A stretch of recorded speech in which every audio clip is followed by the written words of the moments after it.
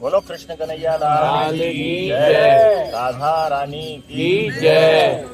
कृष्ण जी, आज आप हमें माता सती के बारे में के विषय में बताएं और उनके चरित्र से हमें क्या शिक्षा मिलती है, उसको मार्गदर्शन कराएं। बहुत सुंदर कथा है माता सती के चरित्र की। हम सब इसको सुनेंगे तो बहुत सी शिक्षाएं इस चरित्र से हमें मिलती हैं। तो पहले मैं शिक्षाओं की चर्चा करता हूँ। पहली शिक्षा ये मिलती है कि शिव द्रोही से भगवान भी स्नेह नहीं करते। जो शिव से द्रोह करता है उससे स्वयं नारायण या भगवान श्री राम भी स्नेह नहीं करते। दूसरी शिक्षा, हरि और हर की निंदा अपने कानों से कभी सुननी नहीं चाहिए। तीसरी शिक्षा मिलती है कि देखो, किसी भी बड़े आयोजन या किसी भी आयोजन में जो सार्वजनिक आयोजन ना हो, किसी व्यक्ति का आयोजन हो, उसमें बिना बुलाए नहीं जाना चाहिए। चौथी शिक्षा, अगर हम कोई धार्मिक अनुष्ठान इस भाव से करते हैं कि मेरा कल्याण हो जाए और किसी का अपमान हो जाए, तो वह धार्मिक अनुष्ठान कभी सफल नहीं होता। पांचवी शिक्षा ये मिलती है कि जो संत हृदय के लोग होते हैं वो किसी की बुराई में या किसी की बात कहने में, अपमानजनक बात कहने में आनंद नहीं लेते, इंटरेस्ट नहीं लेते हैं। और अंतिम जो शिक्षा है वो है कि अगर पद मिल जाए तो मद होना स्वाभाविक है और मद के ऊपर नियंत्रण वही कर सकता है जिसने आत्मनियंत्रण कर लिया। तो ये जो कहानी है इसको हम ध्यान से समझें। एक बार दक्ष को प्रजापति बनाया गया, तो उनके प्रजापति बनने के बाद जो स्वागत समारोह रखा गया देवताओं की ओर से, बहुत बड़ा हॉल, उसके अंदर स्वागत समारोह। सबसे बाद में दक्ष प्रजापति पहुंचे तो सब लोग खड़े हो गए स्वागत के लिए। जब स्वागत के लिए खड़े हो गए तो दक्ष प्रजापति ने जैसे ही अपना स्थान ग्रहण किया तो देखो, जो अहंकारी व्यक्ति होता है उसको उसके मन में ये होता है जो खड़ा हो गया उसे नहीं देखेगा, लेकिन जो नहीं खड़ा हुआ उस पर ध्यान जरूर जाता है। तो शंकर जी और ब्रह्मा जी खड़े नहीं हुए, तो बैठने के बाद वो बोलने लगता है दक्ष कि सुनो सभी सभा के लोग, सभी सुनो ध्यान से। तो वो कहते हैं कि सारे लोग कहते हैं कि भाई सभापति तो बाद में बोलते हैं लेकिन ये पहले बोल रहे हैं, क्या है, कोई विशेष बात है? तो दक्ष कहते हैं कि देखो, सारी सभा सावधान होकर सुन लो कि सभ्य समाज में असभ्य लोगों की जगह नहीं होनी चाहिए। जो असभ्य लोग हैं पूरी सभा को खराब करते हैं। जैसे एक मछली पूरे तालाब को गंदा कर देती है, वैसे ही असभ्य लोग पूरी सभा को ही खराब कर देते हैं। तो सारे लोग इधर उधर देखने लगे। तो उन्होंने कहा, इधर उधर क्या देख रहे हो, ये दिखता नहीं तुम्हें ये शंकर बैठा हुआ है? तो लोगों ने कहा कि देखो, ये ब्रह्मा जी तो मेरे पिताजी हैं। उसने कहा दक्ष ने, ब्रह्मा तो मेरे पिताजी हैं, इनकी कोई बात नहीं है, लेकिन ये तो मेरा जमाई है, जमाता है, लेकिन ये भी स्वागत के लिए नहीं खड़ा हुआ। कितना अहंकारी है। शिष्ट लोगों के बीच में अशिष्ट लोगों का कोई काम नहीं है।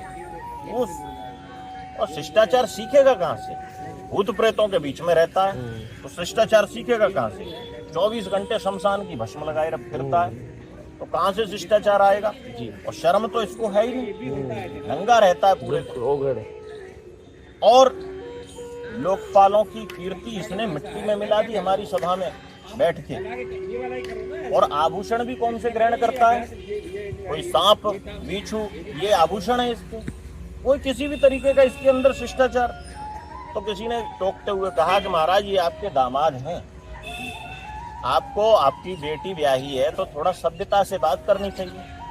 तो ये सुनते और चिढ़ गया। तो कहते दामाद, वो तो पिताजी के कहने पर ब्रह्मा जी बैठे हैं, इनके कहने पर मैंने इसको अपनी बेटी ब्याह दी, अन्यथा इसकी तरफ तो देखे नहीं। मेरी मृग लोचनी बेटी, जो मृगनी जो होती है ना, जो हिरनी, उसकी आंखें जैसी जितनी सुंदर होती है, मेरी बेटी उतनी ही उसकी सुंदर आंखें। और ये बंदर जैसी आंखों वाला शंकर जी के बारे में उल्टा सीधा बोले। अब तो नंदीश्वर भाई पारा चढ़ गया नंदीश्वर का। बोले भगवान शंकर ये क्या देख रहे हो, आप हमें आज्ञा दो, इसका अभी मुंह बंद करा दूंगा। जी।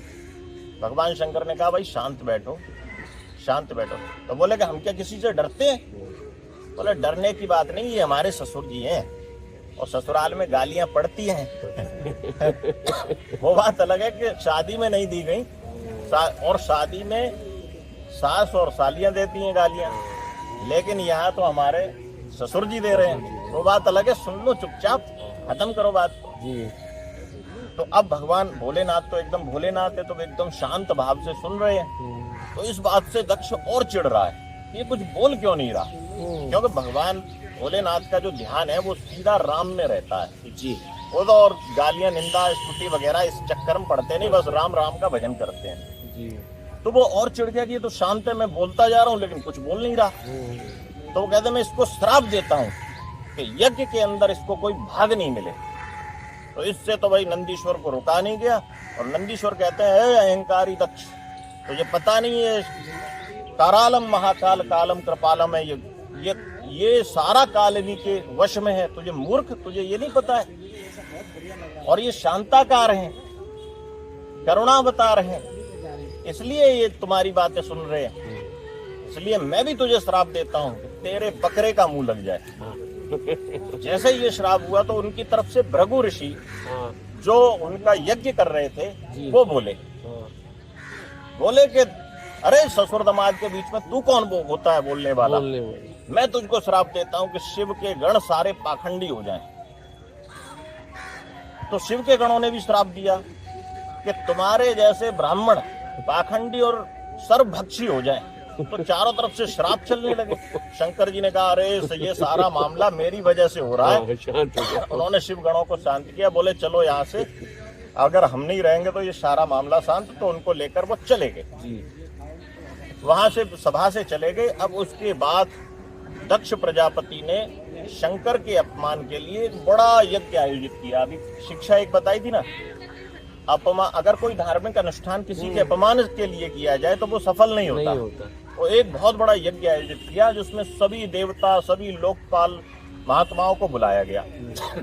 तो ये सब जब आ रहे हैं जी, तो कैलाश के ऊपर से देवताओं के विमान भी निकल रहे हैं, उनमें देवताओं की स्त्रियां भी बैठी हैं जी। तो जब सजी धजी स्त्रियों को वो माता सती देखती हैं कि अरे भाई कहाँ जा रही हो, तो ऊपर से देवताओं की स्त्रियां कहती हैं अरे तुम्हें नहीं पता, तुम्हारे ही पिता के यहाँ पर यज्ञ का आयोजन हो रहा है, सब लोगों को बुलाया है, कोई छोड़ा नहीं। माता सती कहती है कि हमारे यहाँ तो कोई चर्चा ही नहीं, कोई सूचना ही नहीं आई है। तो भगवान शंकर से कहती हैं कि भगवान चलो चलते हैं, पिताजी के यहाँ पर यज्ञ हो रहा है। और देखो साधु प्रवृत्ति का जो व्यक्ति होता है वो कभी ससुराल की भी निंदा नहीं करता। तो उन्होंने ये जो घटना हुई थी ना, माता सती को भी नहीं बताई थी। तो शंकर जी कहते हैं कि देखो जहाँ बुलाया नहीं गया वहां पर जाना ठीक नहीं है। बोले अरे नहीं, वो तो मेरे पिताजी का घर है, वहां बुलाने की आवश्यकता क्यों? तो बोले वो व्यक्तिगत यज्ञ है, वो कोई सार्वजनिक यज्ञ नहीं है, वो उन्होंने व्यक्तिगत किया है, इसलिए छोड़ो। लेकिन माता सती अपनी इच्छा पर डटी रही कि नहीं मेरा मन कर रहा, अपनी बहनें आ रही हैं मेरी, सब उनसे मिलना है, माता से मिलना है, बड़ा अच्छा सुंदर आयोजन। तो भगवान शंकर ने कहा कि तुम्हारी इच्छा है, तुम जाना चाहो तो चली जाओ, मैं नहीं कहता। माता सती चली गई तो कुछ शिवगण भी उनके पीछे पीछे चल दिए। वहां पर जाके देखा तो केवल माता और उनकी बहनें ही प्रेम भाव से मिली, बाकी किसी के सामने आती वो तो उससे मुख मोड़ लेते क्योंकि कहीं दक्ष नाराज ना हो जाए जी। तो माता सती ने भी ये अपमान अनुभव किया कि देखो पिताजी के यज्ञ के भीतर मेरे साथ मतलब मुझसे कोई अच्छा व्यवहार नहीं कर रहा, पक्षपात हो रहा है। परंतु फिर भी उन्होंने उस चीज को जाने दिया।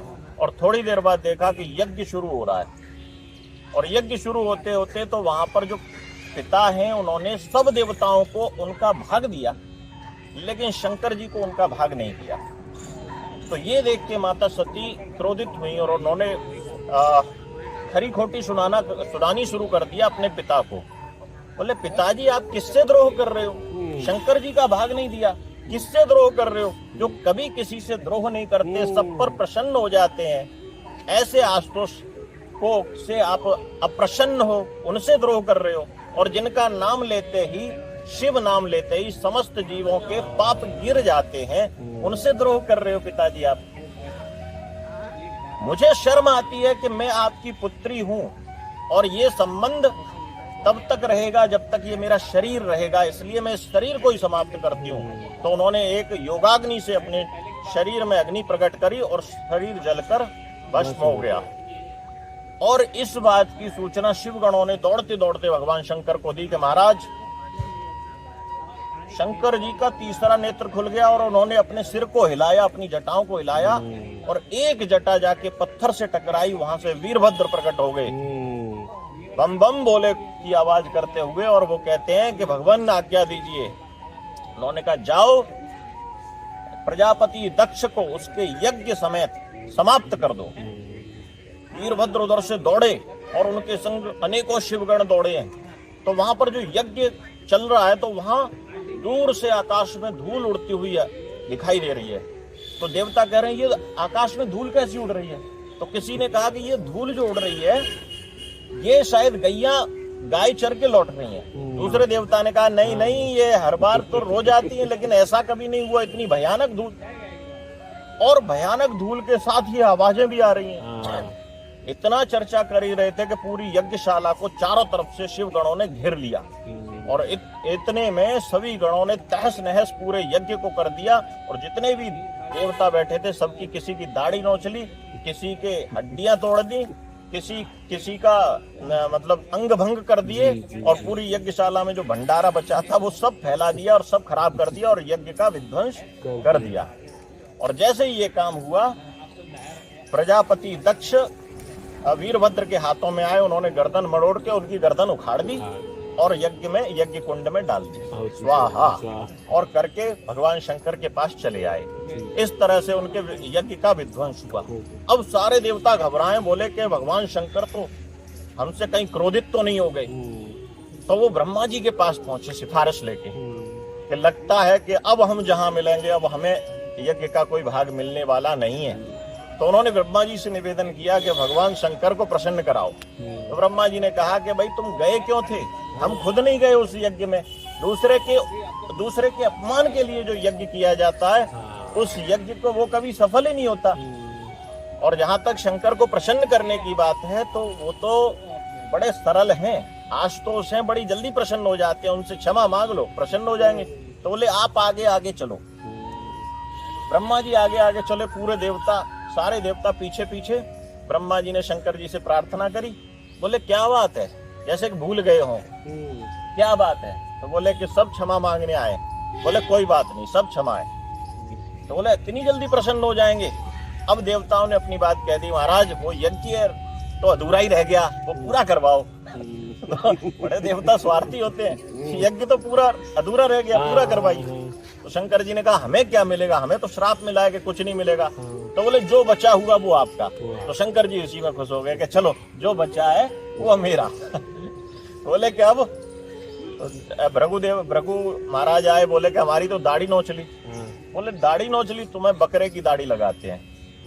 एक भग देवता आए तो उन्होंने कहा कि हमारी तो आंखें ही फोड़ दी। बोले तुम मित्र की दृष्टि से देखो, अब सब सही दिखाई देगा तुम्हें, मित्र की दृष्टि, तुम्हें आंखों की जरूरत नहीं है। तो बोले कि यज्ञ पूरा कराने के लिए तो अब कौन चाहिए? कि भाई यजमान तो चाहिए। कि यजमान का धड़ धड़ है, ये सिर तो स्वाहा हो गया। बोले स्वाहा हो गया, बकरे का सिर लगा दिया शंकर जी ने। बोले कि बकरे का सिर उसके ऊपर लग गया। तो इस तरह से सभी देवता प्रसन्न हुए, यज्ञ भी पूर्ण हुआ।